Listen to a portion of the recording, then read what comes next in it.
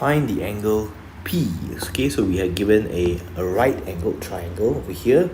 So every time we have a right angled triangle, there are two things that comes to our mind, right?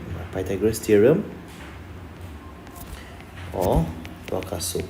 TOA CAH SOH. And when there is all the lengths involved, no angles, we use the Pythagoras theorem. When an angle is involved, we use TOA CAH SOH, like in this question here. Alright, so with respect to the angle P, we are interested in the opposite length and the hypotenuse length. Alright, so SOH, that will be sign that we need to use.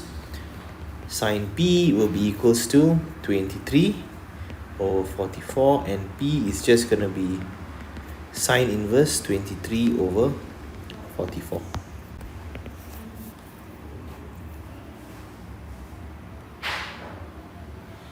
Which is equals to 31.5153.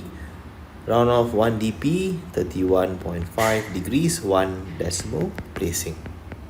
Final answer 31.5 degrees.